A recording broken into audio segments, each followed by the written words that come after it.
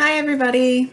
I just want to welcome everybody to this week's lesson, lesson 7 of Heart Smart for Teens. So I want to start by thanking everybody who participated in last week's session. And I wanted to congratulate Lorelei Griffith, Bria Russell, and Skylar Russell. You guys have all earned your incentive bands for last week. So those are some cloth resistant bands. They're really cool.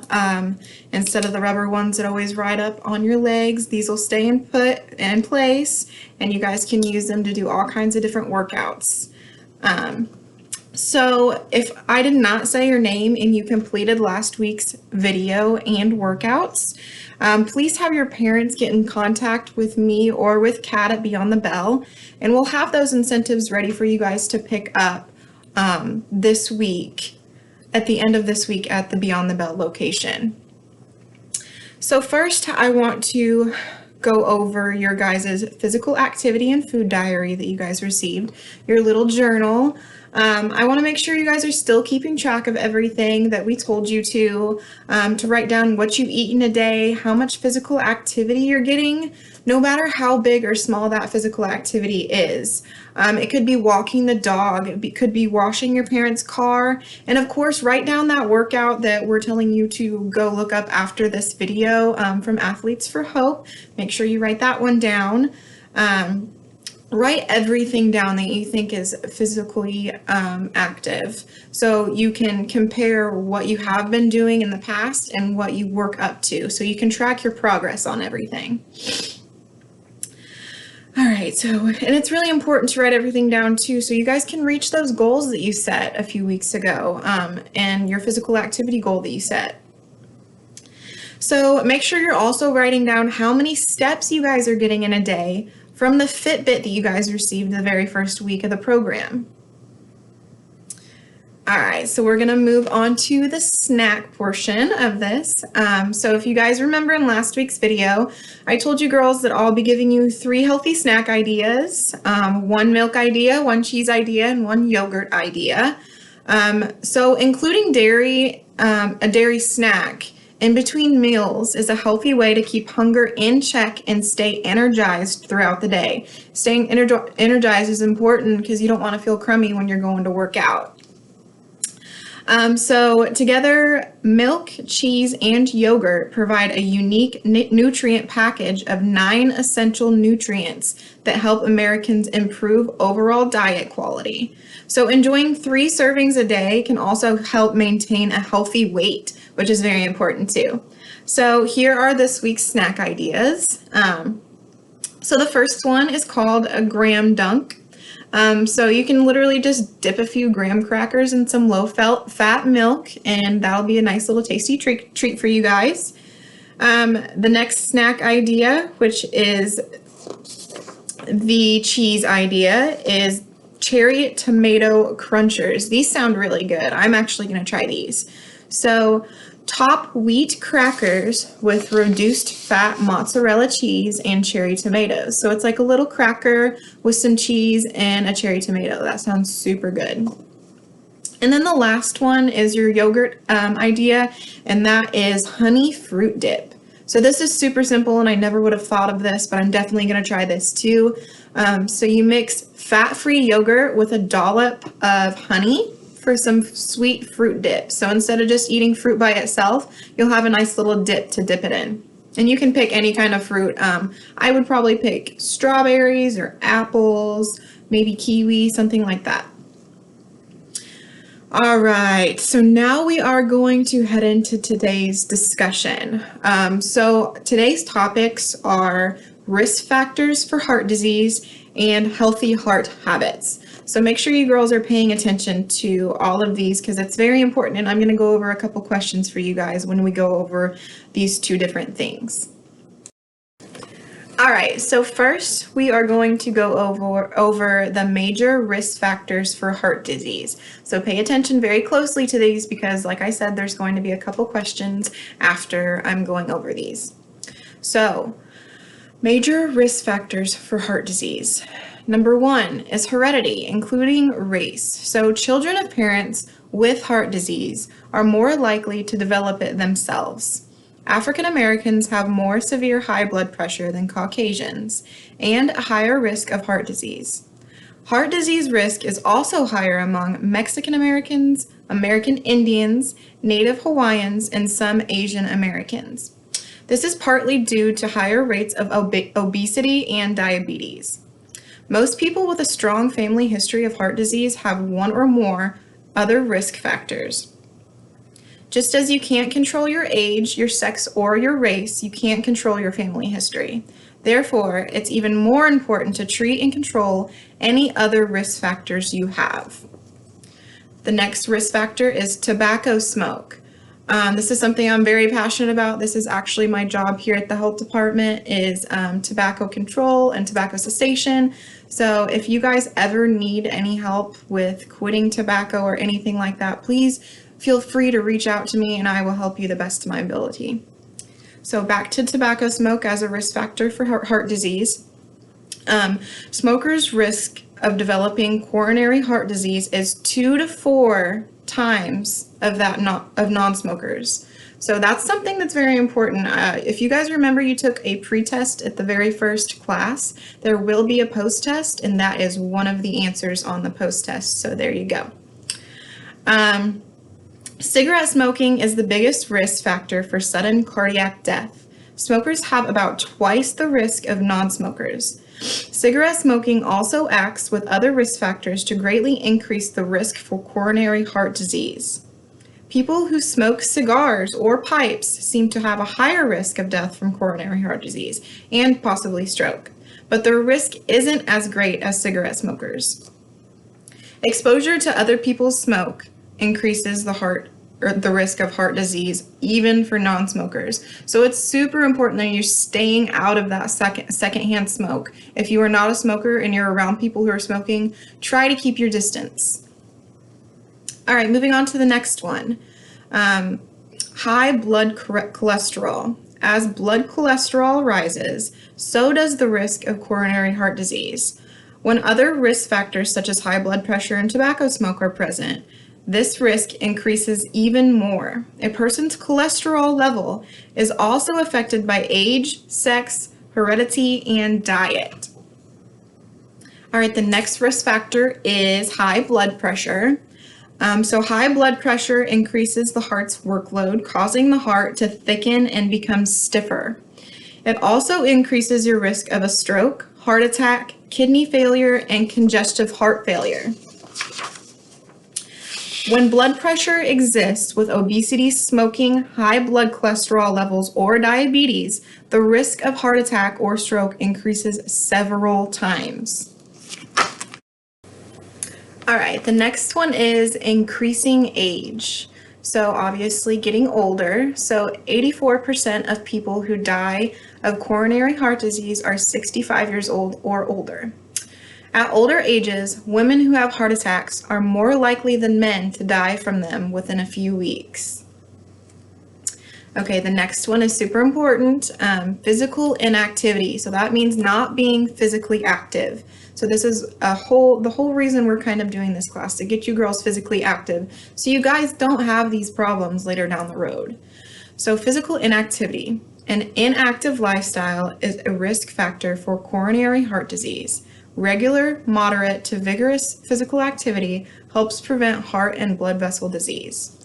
The more vigorous the activity, the greater your benefits. However, even moderate intensity activities help if done regularly and long term. So that means if you guys are working out moderately every single day, then you guys are going to be fine. And moderate workouts aren't high intensity workouts. They're just getting your heart pumping a little bit, maybe going for a little walk/jog. If you do that daily, you're probably going to be pretty good. So the more vigorous activity, like let's say playing basketball or doing an HIIT workout, anything along those lines, that's the more vigorous physical activity. But as long as you're getting moderate to vigorous activity in your lifestyle, you should be pretty good.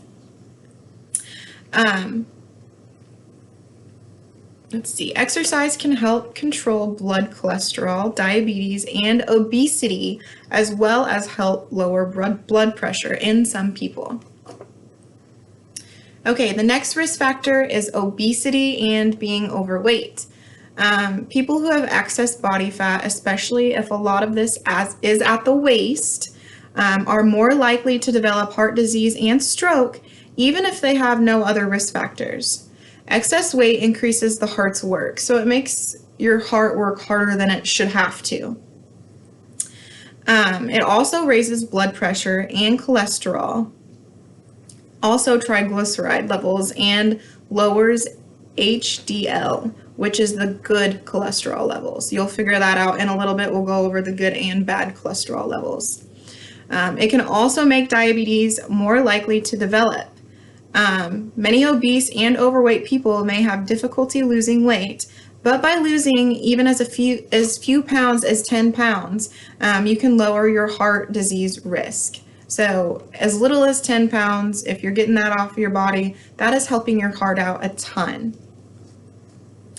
All right, so the next risk factor for heart disease is gender.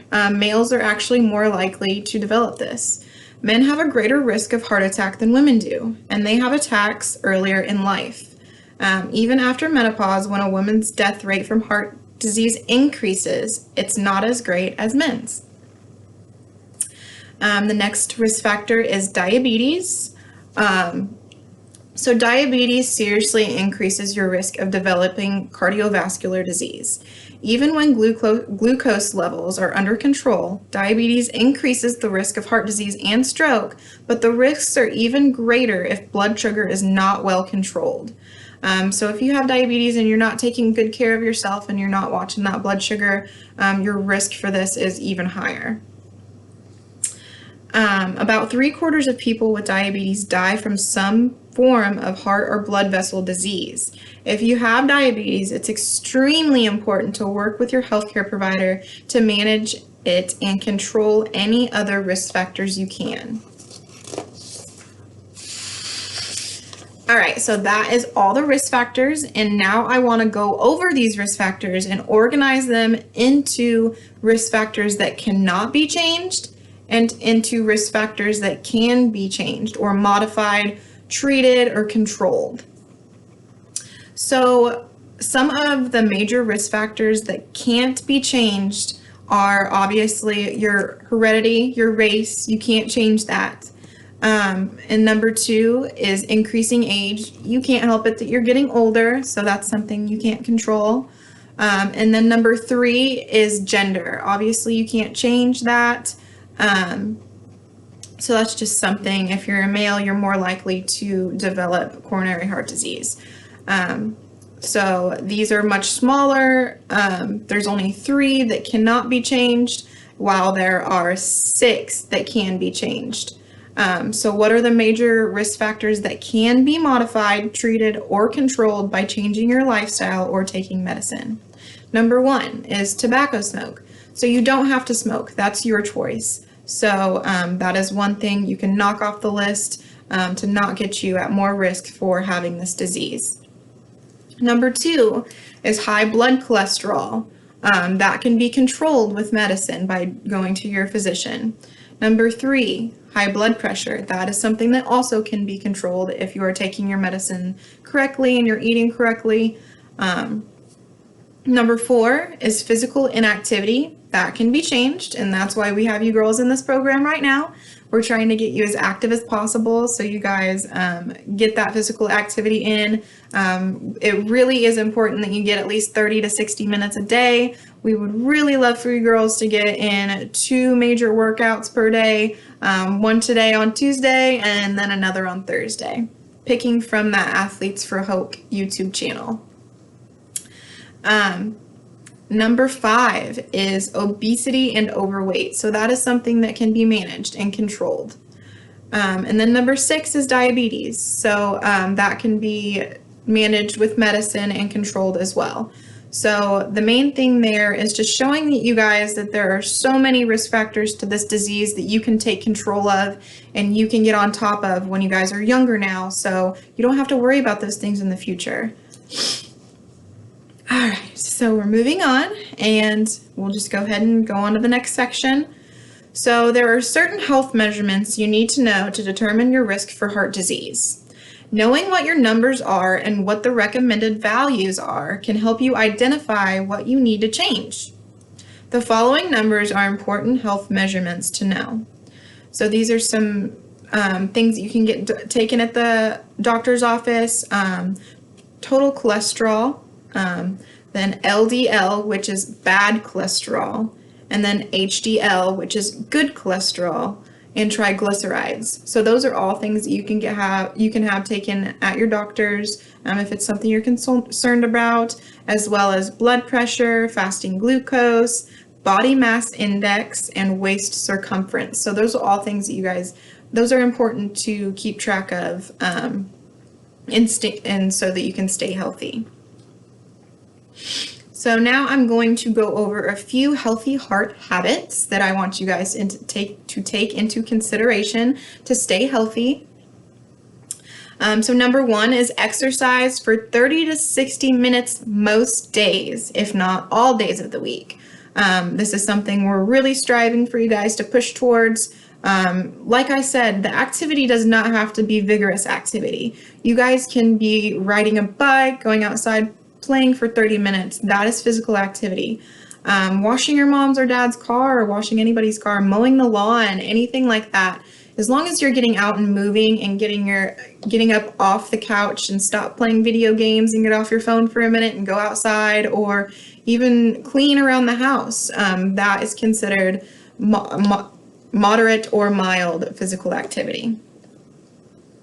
Number two, eat a balanced diet that emphasizes a variety of fruits, vegetables, grains, low-fat or non-fat dairy products, fish, legumes, and any other sources of protein low in saturated fat, such as poultry, lean meats, and plant sources.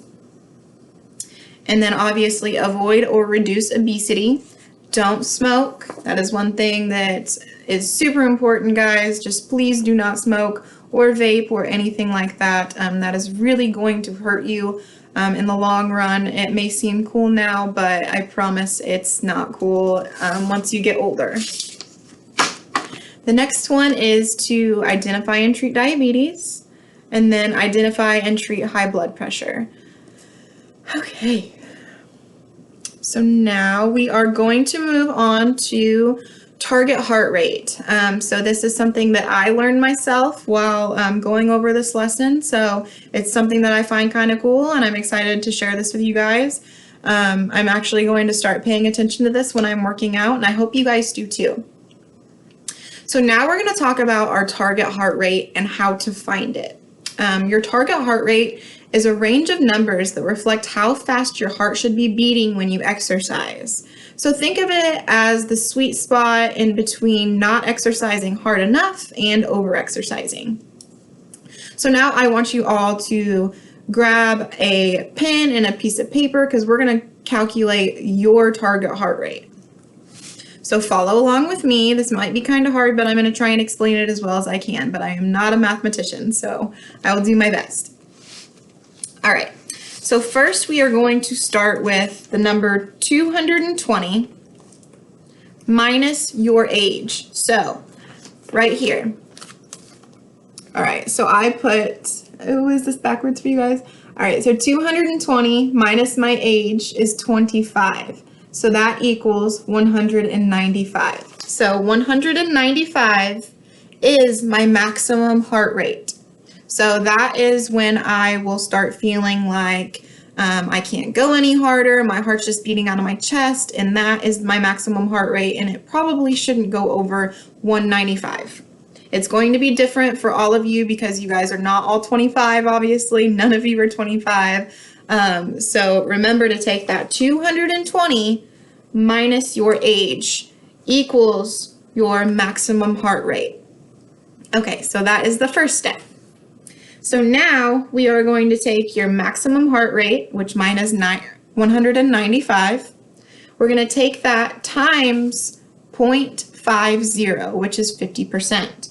And then that calculates our 50% of our maximum heart rate. So 50% of my maximum heart rate is 97.5. And then we're going to take our maximum heart rate, which is mine is 195, times 90%, so 0.90, and that will give you your 90% of your maximum heart rate. So mine is 175.5. So those two numbers are going to be your target heart rate zone. Your target heart rate zone will be, well, mine is 97.5 to 175.5. So that is where my heart rate should be in between while I'm working out. So it's important to keep your heart rate in the target heart rate zone. A higher heart rate is a good thing that leads to greater fitness. During exercise, you can monitor your heart rate with your Fitbits and try to reach this target zone that we just figured out. I'll put the calculation in the comments below, so if you guys didn't quite catch that, you guys will be able to figure that out. So remember, when exercising, it's super important, ladies, to listen to your body. If you guys are feeling overexhausted, or you feeling like you can't go anymore, you're sweating profusely, you can't breathe, your heart is beating out of your chest, you have probably went over your maximum heart rate, and you should probably take a minute to chill out, calm down, drink a little bit of water, put your hands above your head, and just breathe. Super important to listen to your body, girls. We do not want to overexert our bodies and end up hurting ourselves. So if you ever feel uncomfortable, stop, and that's okay. Also remember that the target heart rate is only a guide to go off of. So obviously my heart rate is not going to be in between 97.5 and 175.5 every single time I work out, but I am going to try and track it as much as I possibly can so that I stay in between those and burn as much fat as I possibly can. So don't get too fixated on always achieving your target heart rate. It's just a number. It's just something to go off of. All right, so now we've got some pretty important things. This is going to be our closing, so I want you all to listen up and make sure you're paying attention to what I'm saying, because this is super important. The next things that I'm going to go over, maybe write them down, or stop this video and go back and listen to it over again. So there's going to be a lot of information, so I just want you girls to make sure you're paying attention. All right, so remember to receive those incentives. You have to let us know that you participated in this week's lesson and workout. Make sure, if you participated in this week's lesson, to leave a comment with either a picture of your Fitbit with the amount of steps you had, or a picture of your completed workout on your Fitbit. You can also send a message in the Remind app, or have your parents send the message in the Remind app, or even just leave a comment on the YouTube video saying that you completed the lesson. All of that is completely fine, as long as somebody reaches out to us and lets us know that you have watched that video and you have completed those workouts. Then you will receive your incentive. We just have to know, or else there's no way for us to know. There's no way else for us to know unless you let us know. So now, something kind of fun, and I'm excited for you girls to do this. It's different, it's kind of out of the program, but it's something so that we can get some information that we need for the grant, and I tried to make it as fun as possible. So I have a challenge for you girls, and it's due the very last week of this program, which is May 19th. So that is actually 3 weeks from now. So listen closely if you want to, you're wanting to enter in and win a prize. Yes, there's going to be a prize for this, but you have to complete all of these things that I'm asking of you by May 19th and have them turned in. All right, so what you guys are going to do is, I'd like for everyone to go back to the original goals that you should have written down in your journals that we gave you. Pick one of those goals and create a drawing out of it. I don't care what kind of drawing it is, just be creative and have fun with it. brainstorm a little, get out of the box. Just if you guys are artists, that's awesome. If you're not, who cares? That's fine too. I'm definitely not an artist. Just try to be creative and draw your goal, the one that you want to draw. You should have 3, not 4, 3. So pick one of those and draw it to the best of your ability. All right, so say one of your goals is to eat maybe 3 cups of vegetables per day. So be creative with that. Make a drawing out of it and do that to the best of your ability. Or maybe one of your goals is to get 60 minutes of exercise per day. Create a drawing out of that goal. Like I said, the most important thing is to be creative and have fun with it. Anything that comes to mind when you want to work out or eat healthier or anything like that, just be creative, and that's what we're looking for the winner of this prize. All right, so this is another very important thing, so listen up. So after you finish your drawing, on the back of that piece of paper, I want you guys to write down all 3 of your goals that are in your journals. And then you have to tell us whether or not you guys have achieved those goals within this program. Originally, this program was only supposed to be 9 weeks long. We obviously had to take a couple weeks break because of COVID. So that's completely fine, but it actually gave you guys some more time to work on those goals. So maybe you guys will have met those goals since we had a little bit of extra time. So like I said, write out those 3 goals on the back of your drawing and whether or not you have completed them. So these drawings will be due on May 19th and are to be dropped off at the Beyond the Bell location to be entered into the drawing for a prize. So the Beyond the Bell location is right by Dollar General at the old bank. All your parents have to do is take your drawing there and drop it off through the drive-through window, and then we'll put your name in a drawing and we will pick whoever wins, and you guys will get a pretty cool prize out of that. All right, so that was the fun portion. I hope you guys all do that. It's going to be something fun to get you guys off the computer, get your creative juices flowing. It's good to, sit down and draw every now and again. It's pretty stress relieving.